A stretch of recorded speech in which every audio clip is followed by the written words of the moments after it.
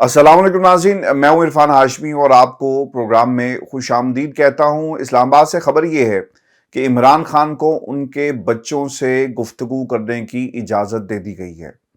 ابو الحسنات صاحب نے ایک وقفے کے بعد یہ فیصلہ سنایا، اور اس سے پہلے وہ بضد تھے کہ جیل مینول کے اندر تحریری طور پر کہیں پر بھی نہیں لکھا ہوا کہ بچوں سے بیرون ملک جو ہے وہ کسی بھی ملزم کی بات جو ہے وہ کروائی جا سکتی ہے۔ کچھ اہم نکات اس یہ جو کاروائی ہوئی اس کے حوالے سے میں آپ کے سامنے رکھ دوں۔ اڈیالہ جیل سپرنٹینڈنٹ کی ٹیلی فونک گفتگو کا یہ معاملہ ہے، جہاں پر وکیل عمران خان کے شیراز رانجھا صاحب عدالت میں پیش ہوئے۔ انہوں نے یہ مدعا اٹھایا کہ ابھی تک عمران خان کے بچوں کو ان سے بات کرنے کی اجازت جو ہے وہ نہیں دی گئی، اور اس کے ساتھ ساتھ جو ورزش کا معاملہ تھا اس پر بھی عمران خان کو جو مشین ہے وہ پرووائڈ نہیں کی گئی۔ اچھا، اس کے اوپر کچھ آبزرویشنز آئی ہیں عدالت یہ کہتی ہے کہ میں نے یہ دیکھنا ہے کہ یہ سائیکل اگر عمران خان کو دے دی گئی تو عین ممکن ہے کہ جیلر یہ سائیکل جو ہے وہ خود چلائے گا، اور جو سہولت جیلر کو بھی نہیں ہے، میں نہیں چاہتا کہ وہ سہولت اس طرح سے دی جائے اور بعد میں یہ معاملہ جو ہے رفع دفع کر دیا گیا، اس کے اوپر کوئی حکم جو ہے وہ صادر نہیں کیا گیا۔ اچھا، اب یہ مختصر وقفے کے بعد جو سماعت جب شروع ہوتی ہے تو جج ابو الحسنات صاحب آئے اور انہوں نے کیا کہا؟ وہ یہ کہتے ہیں کہ ایس او پیز آ گئے۔ یہ غور سے سنیے گا کیونکہ انتہائی اہم نکتہ ہے، اور کس طرح سے ڈیلنگ ٹیکٹکس جو ہیں وہ اپنائی جا رہی ہیں۔ عمران خان کو بچوں سے بات کی اجازت نہیں ہے، اور یہاں پر آپ نے مریم نواز کے قبضے سے موبائل فون جو ہیں وہ برآمد ہوتے ہوئے دیکھے، اور نواز شریف صاحب کے رابطے تھے پاکستان کی ایک جیل میں رہتے ہوئے، یہ رابطے بیرون ملک بھی تھے۔ اور آپ کو ویورز یہ بھی یاد رکھنا چاہیے کہ نواز شریف صاحب کے وطن واپسی اور حفاظتی ضمانت کے حوالے سے 2 رکنی بینچ بھی ایک دم سے جو ہے وہ تشکیل دے دیا گیا ہے، یعنی پورا کا پورا فکس میچ جو ہے وہ تیار ہے۔ عمران خان کے بچوں سے بات نہیں ہو رہی، لیکن حفاظتی ضمانت کا معاملہ عدالت فوری طور پر 2 رکنی بینچ بھی بناتی ہے۔ یہاں پر یہ وہی چیف جسٹس ہیں جو ہر فیصلے کو محفوظ کرتے ہیں، اور کئی ہفتوں کے بعد ان فیصلوں کو سنایا جاتا ہے۔ آپ کو بتا دیں کہ مختصر فیصلے کے اندر ابو الحسنات صاحب نے لکھا کہ ایس او پیز آ گئے جن کے مطابق ملزم کو بات کرنے کی اجازت نہیں ہے۔ میں پھر بھی جیل مینول کے مطابق ٹیلی فونک گفتگو کے معاملے کو دیکھ لیتا ہوں، لیکن مجھے جیل مینول میں بیرون ملک بات کرنے کی اجازت تحریری طور پر دکھا دیں۔ میں آپ کے حق میں کہہ رہا ہوں، میں ٹیلی فونک گفتگو کی اجازت دے دیتا ہوں۔ چلیں اس کو نا ایک پریسیڈنٹ کے طور پر لیتے ہیں، نہیں لکھا ہوا، نہ دیں آپ اجازت۔ لیکن کہاں لکھا ہوا تھا کہ ایک مجرم، ایک بھگوڑے کو آپ پاکستان کی جیل سے نکالیں، وی وی آئی پی پروٹوکول دیں، جہاز میں بٹھائیں، اور اس وقت کی حکومت کو، اس وقت کے وزیر اعظم کو استعمال کریں ریاست کے خلاف، اور وہ استعمال ہو جائے، اور پھر اسے آپ بٹھا کر جہاز میں بٹھا کر آپ دوسرے ملک جانے کی اجازت دے دیتے ہیں۔ یعنی پچھلے 4 برسوں میں پاکستان کے خلاف کیا کیا کچھ نہیں کہا گیا، پاکستان کی حکومت کے خلاف کیا کیا کچھ نہیں کہا گیا، کس طرح سے ان کے روابط جو ہیں دوسرے ملکوں کے ساتھ جوڑنے کی کوشش کی گئی، کیا ایسے کرداروں کے خلاف کیا بغاوت کے مقدمات نہیں ہوں گے؟ اور پھر ویورز، 4 برسوں میں نواز شریف صاحب نے کھل کرنا انہیں ایک ایسا میدان ملا ہوا تھا جہاں پر امپائر بھی ان کی اپنی مرضی کے تھے، کھلاڑی بھی ان کی اپنی مرضی کے تھے۔ اور یہ بھی انٹرسٹنگ بات ہے کہ نواز شریف صاحب خود ہی بولنگ کر رہے تھے اور خود ہی بیٹنگ کر رہے تھے، اور جب وہ بولنگ کرتے تھے تو چوکا مارنے کی اجازت نہیں تھی، وکٹ بھی لیتے، اور جب وہ بیٹنگ کرتے تو ساتھ ساتھ چھکا بھی مارتے، اور وہ بھی 9 بال کے اوپر۔ یہ اس طرح کا ایک کھیل اور رول آف گیمز جو ہیں وہ طے کیے گئے، سب کچھ کروایا گیا۔ اس وقت کیا کسی کتاب میں، کسی آئین کی شک کے اندر، کسی قانون کی کتاب کے اندر لکھا ہوا تھا کہ مجرم کو جیل سے نکال کر آپ باہر بھیج سکتے ہیں؟ کیا کوئی نظیر موجود ہے؟ کیا کوئی ایک ایسا فیصلہ موجود ہے جس کی بنیاد پر یہ سب کچھ کیا گیا؟ لیکن عمران خان کے صرف بچوں سے بات کروانی ہے نا، یہاں پر کوئی قومی راز تو بیرون ملک جو وہ شیئر نہیں کر دیے جائیں گے، لیکن عمران خان کو بچوں سے بات کرنے کی اجازت نہیں ہے۔ اگر کسی کو اجازت تھی تو وہ ہاؤس آف شریف تھا، اور جو کچھ اب عمران خان کے خلاف ہو رہا ہے یہ ایک بدترین مثال ہوگی پاکستان کی سیاسی عدالتی تاریخ کے اندر کہ اس سے پہلے کسی بھی سربراہ مملکت کے خلاف ایسا کچھ نہیں کیا گیا۔ ہاں، اب ایک ہی چیز رہ گئی ہے کہ عمران خان کو آپ الٹا لٹکا دیں، اس کے علاوہ کچھ رہ نہیں گیا۔ لیکن اب جج صاحبان جو ہیں وہ اسی طرح استعمال ہو رہے ہیں جس طرح ماضی میں بھٹو صاحب کے کیس کے اندر استعمال ہوئے، اور بعد میں یہ کہا گیا اور ایک سیاسی نعرہ بن کر صرف یہ بات رہ گئی، جو ظلم ہوا، جو زیادتی ہوئی، کہ بھٹو کے ساتھ جو ہے وہ زیادتی ہوئی، اور کسی ایک فرد واحد کی تسکین کے لیے یہ سب کچھ جو ہے وہ کیا گیا تھا۔ ویورز، آپ کو بتا دیں کہ ہدایت نامہ سپرنٹینڈنٹ اڈیالہ جیل کو جاری کر دیا گیا ہے کہ عمران خان کی دونوں بیٹوں سے ملاقات کروائی جائے۔ اب سے کچھ ہی دیر پہلے کسی نے مجھ سے ایک سوال بھی کیا، اور میں چاہوں گا کہ میں آپ کو اس کا جواب بھی دے دوں۔ اور میں نے اس وقت یہ کہا تھا کہ اس پر ڈیٹیل بات ہوگی. عام طور پر ہوتا یہ ہے کہ prime minister of the country Imran Khan تھے یا شہباز شریف صاحب تھے، ان کی بھی ویڈیو جو آڈیوز تھی وہ ریکارڈ ہوئی اور بعد میں وہ لیک بھی کر دی گئی.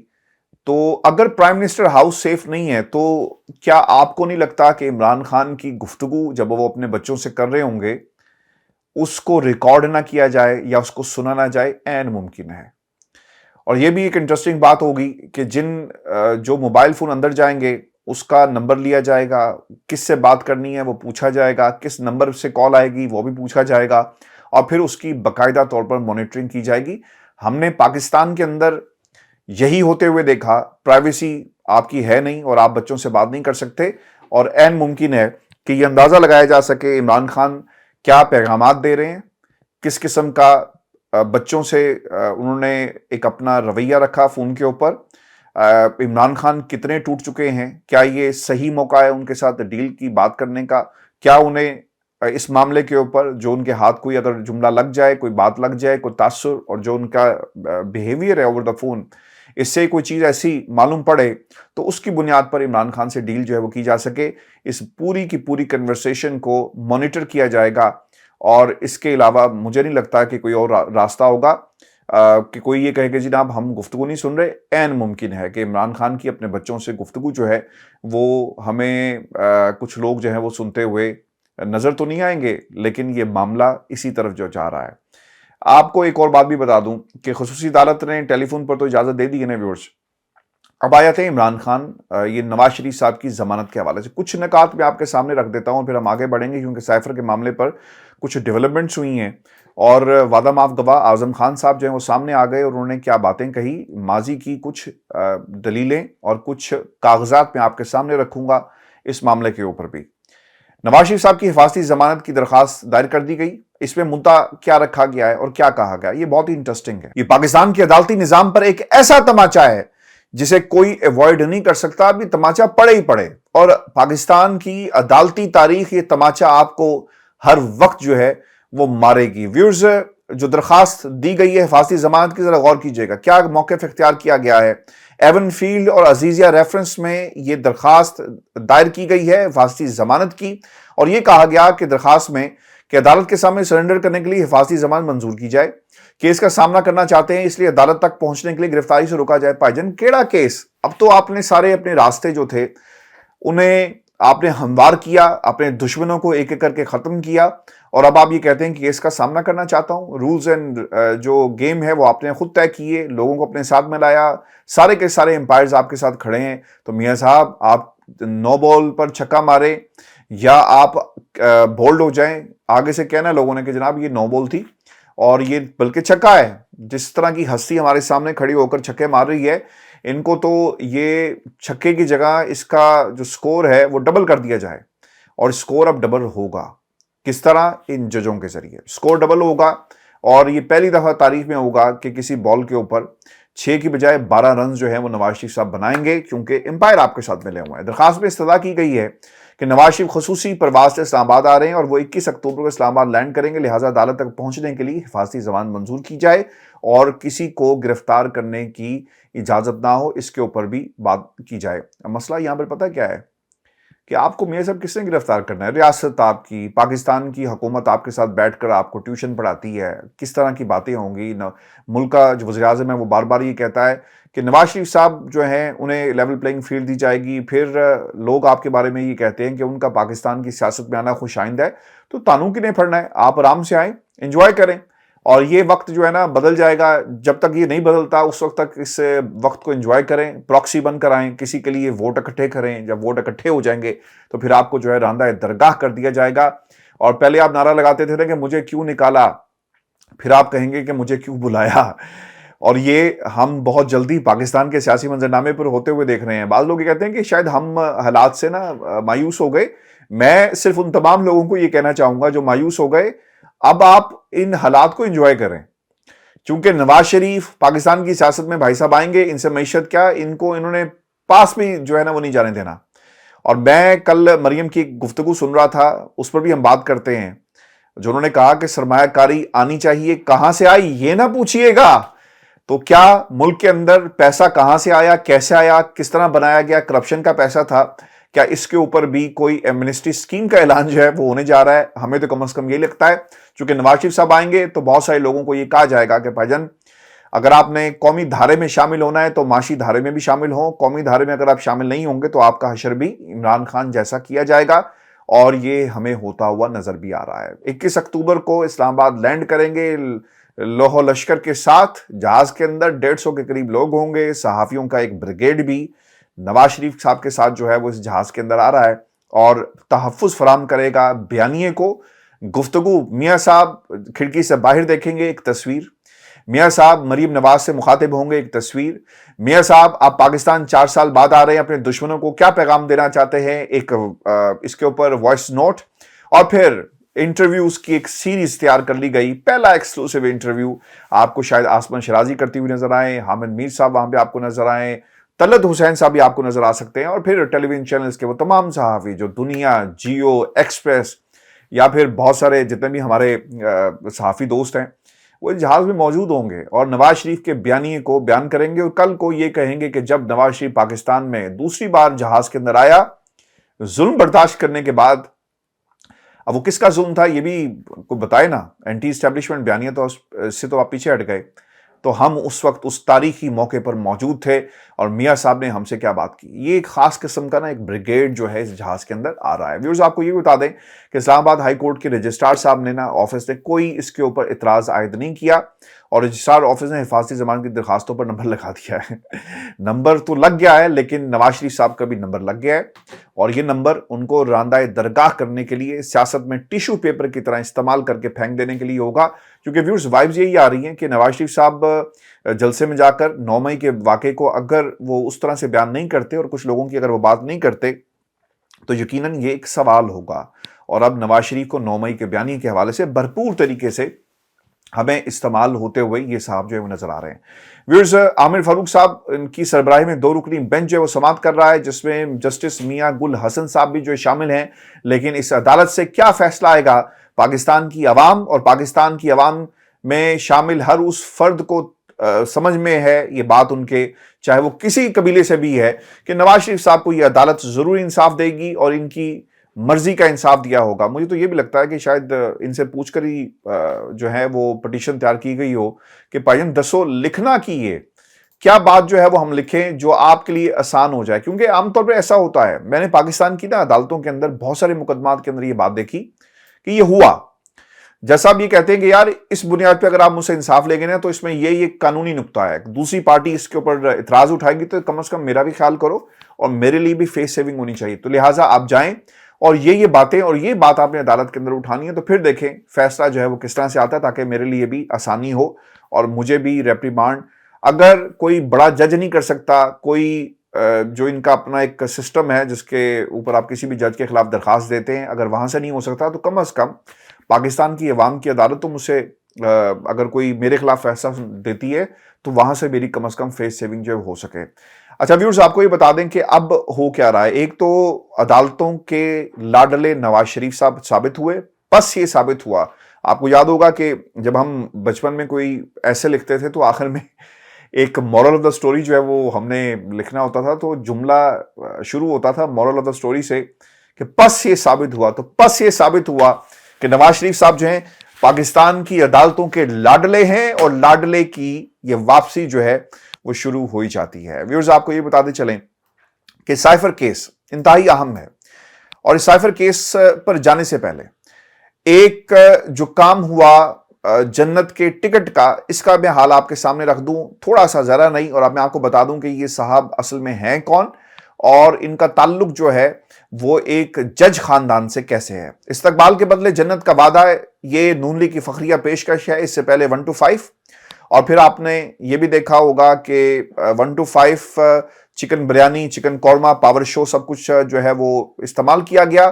اچھا ابھی سیکوینس کیسے بن رہا ہے؟ سیکوینس ایسے بن رہا ہے کہ آپ چکن قورمہ اور بریانی کھائیں، اس کے بعد آپ بیٹھ جائیں 1 to 5 پہ، اور 1 to 5 پہ بیٹھنے کے بعد یہ سیدھا 1 to 5 نے آپ کو جنت کے دروازے پر جا کر جو ہے وہ روکے گی۔ اب یہ خاندان کون ہے، کچھ سوالات میں آپ کے سامنے رکھ دیتا ہوں۔ چودھری اسد الرحمان صاحب ہیں جن کی طرف سے یہ نواز شریف صاحب کا استقبال کرنے پر یہ فخریہ پیشکش جو ہے وہ کی گئی ہے. یہ اسد الرحمان صاحب وہ ہیں، کچھ چیزیں میں نے ان کے حوالے سے اکٹھی کی، جو پچھلی 5 دہائیوں سے سیاست کر رہے ہیں. ٹھیک ہے جی، الیکٹیبلز میں سے ان کا شمار ہوتا ہے. جسٹس خلیل الرحمان رمدے کے یہ بھائی ہیں. جسٹس خلیل الرحمان رمدے کے بھائی آپ کو پتہ ہے نا کون ہے؟ یہ جسٹس خلیل الرحمان رمدے کون ہے؟ یہ تھے جی جج سپریم کورٹ پاکستان کے. ان کا تعلق نواز شریف صاحب سے بہت ہی گہرا ہے اور میں اس کا آئی وٹنس بھی رہا ہوں. یہ جو آپ کے ابصار عالم صاحب ہیں، یہ دنیا نیوز کے آپ کے ڈائریکٹر نیوز تھے، اور مجھے بہت اچھی طرح یاد ہے کہ جب بھی رمدے صاحب نے کسی بار سے خطاب کرنا ہوتا تو مجھے بلا کر باقاعدہ طور پہ کہا جاتا کہ کل آپ رمدے صاحب کے ساتھ ان کی گاڑی میں جائیں گے، اور ہم پھر رمدے صاحب کی گاڑی میں بیٹھتے تھے اور وہ پھر بار سے خطاب کرتے تھے، اور پھر ہمیں واپس جو ہے آفس چھوڑ دیا جاتا. اس کی ہم نے کوریج کرنے کے بعد یہ سارا ہم نے سب کچھ جو ہے وہ دیکھا.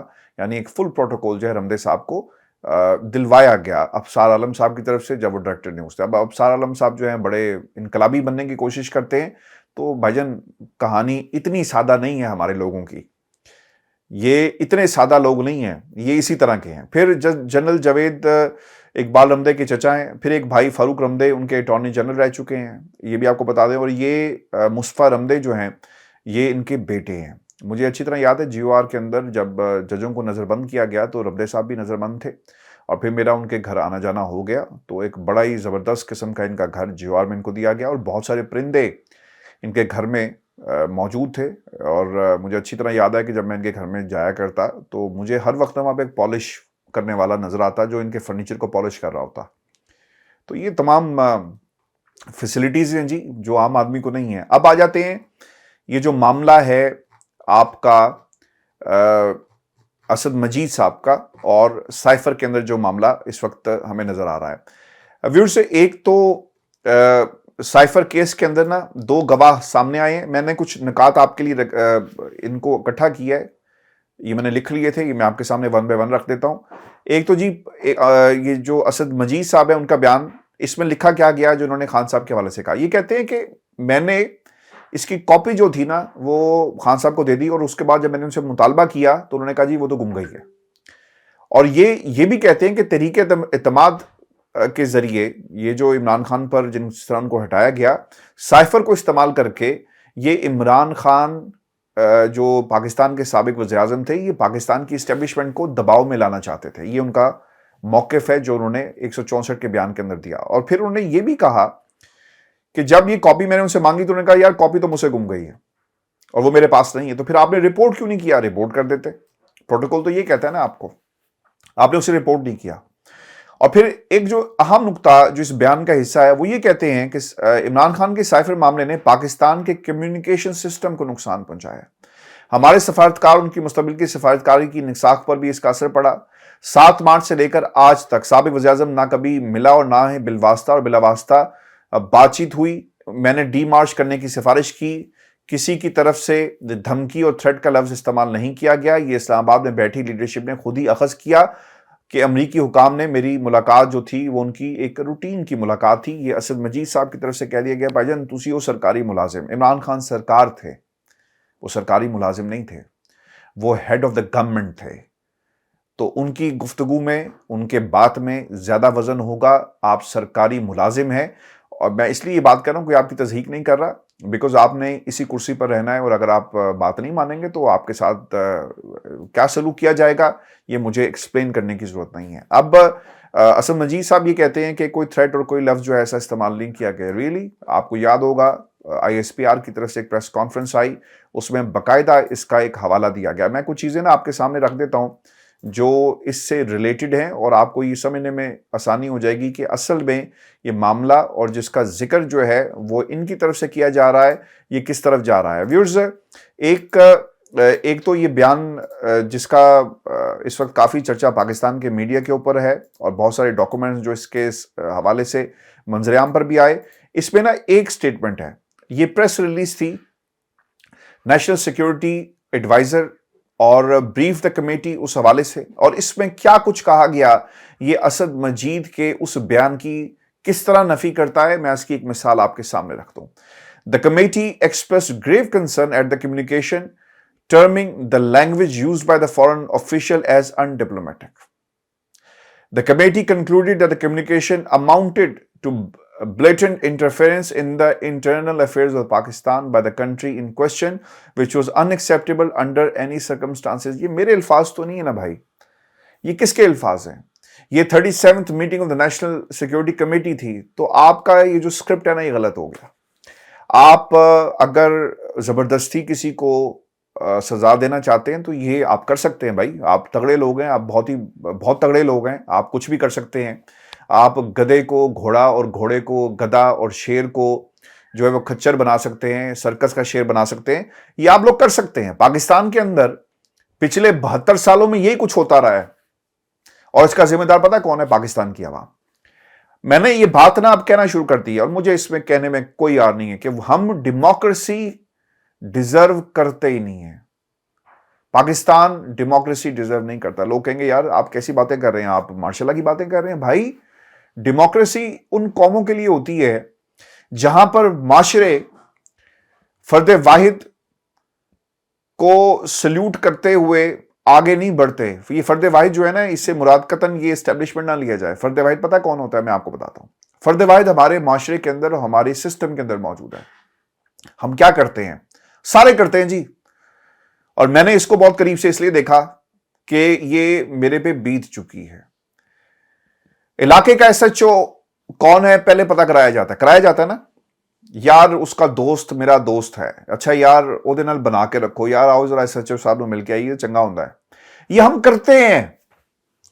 मैं बरतानिया में इतने बरसों से रह रहा हूं, यहां पर तो कभी मुझे ऐसा नहीं फील हुआ, ना मुझे जरूरत पड़ी कि मैं यहाँ के जो कमांडेंट है या कमांडर इन चीफ है या कोई भी जो सुपरिटेंडेंट ऑफ पुलिस है, अंदाजा करें, मुझे ये भी नहीं पता कि उस ओहदे को क्या कहते हैं जो इलाके का एसएचओ होता है। लेट्स प्रिज्यूम कि यहां का एसएचओ, हमें नहीं पता कौन है, ना हमने कभी जरूरत महसूस की। ये फर्क है। माशे ऐसे बनते हैं, ऐसे नहीं बनते यार इलाके का एसएचओ तो पता कराओ। और यही हमारी सियासत है। इलाके के अंदर जो बदमाश ज्यादा होगा वो सियासत में आ जाएगा, जिसकी जमीनें ज्यादा होंगी वो मज़ारों को कंट्रोल करेगा, वो सियासत में आ जाएगा इलेक्टेबल बनकर। ये जब तक चीज खत्म नहीं होगी ना, पाकिस्तान के अंदर जमहूरियत व्यूअर्स कभी भी नहीं आ सकती। यहां पर कोई बड़ी गाड़ी में आकर उतर जाए पाकिस्तान के अंदर तो उसे पहले रास्ता दिया जाता है। पाकिस्तान एयरपोर्ट पर आप खड़े हों तो प्रोटोकॉल जो हैं वो लोगों को दिए जाते हैं किसी के कहने के ऊपर। ये पाकिस्तान के अंदर होता है, इसलिए that's why we don't deserve democracy. क्योंकि हम डेमोक्रेसी जिस तरह डेमोक्रेटिक कंट्रीज होती हैं वैसे बिहेव ही नहीं करते। ये पाकिस्तान का इस्तेहकाक था कि हमारी जो सालमियत है इसके अंदर कोई इंटरफेयर नहीं कर सकता। ये आपकी प्रेस रिलीज के अंदर लिखा हुआ है। लेकिन क्या होता है जी, हमारी कम्युनिकेशन खराब हो गई, हमारे हालात खराब हो गए, हमसे अब कोई बात नहीं सीधे मुंह से करता। तो भाई क्यों नहीं करता? क्योंकि आप इस्तेमाल होते रहे हमेशा से, डॉलर लो, हमले करो, जो मर्जी करो। यही कुछ हुआ। पाकिस्तान की तारीख मैं आपके सामने बयान कर रहा हूं, मैं आपके सामने कोई फलसफा बयान नहीं कर रहा। एब्सोल्युटली नॉट कहने की ये सजा इमरान खान को दी गई, और ये प्रेस रिलीज इसकी एक मुंह बोलती शक्ल मैंने आपके सामने रख दी कि इमरान खान के साथ क्या हुआ। आखिर में एक बात मैं कहकर आपसे इजाजत चाहूंगा, फजलुर रहमान साहब इस्तेमाल कर रहे हैं हर उस शख्स को, हर उस सियासी जमात को इस्टेब्लिशमेंट के सामने, जो इस्टेब्लिशमेंट जिनको चाहती है कि वो सियासत के अंदर वापस ना आए या फिर उनको उस तरह की लेवल प्लेइंग फील्ड नहीं मिलेगी। इन्होंने पीपल्स पार्टी के साथ भी बात की, इन्होंने इमरान खान के हक में भी बात की। यानी अब इमरान खान को इस्तेमाल किया जाएगा। अगर तुम हमें हमारा हिस्सा नहीं दोगे ना तो फिर देखो इमरान खान पाकिस्तान की सियासत में वापस आना चाहिए। मेरा दुश्मन अगर जेल में हो और मैं उसके खिलाफ बात करूं, भाईजान ये इतने असूल पसंद नहीं है। ये सिर्फ और सिर्फ इमरान खान को इस्तेमाल करने के लिए और इस पोजीशन को कि ठीक है यार हम भी फिर बात करेंगे। पीपल्स पार्टी भी कहती है ना कि सबको बाहर होना चाहिए। क्यों? इस्टेब्लिशमेंट को सुना रहे होते हैं कि अगर तुसी साड़ी गल ना मनी तो फिर वेखो इमरान खान दे नाल असी जाके खड़े हो जाएंगे। आई from time to time use this Punjabi. I don't know if you guys are interested in my Punjabi, but I try my best Punjabi बोलने की। वो एक आदत सी है घर में क्योंकि सारे पंजाबी बोलते हैं, तो अगर आपको पसंद नहीं है तो मैं माजरत चाहता हूँ। व्यूअर्स, ये शो था आज का हमारा। अपने कमेंट्स भेजिएगा, चैनल को जरूर सब्सक्राइब कीजिएगा। मुझे इजाज़त दीजिए, अल्लाह ने के बाद।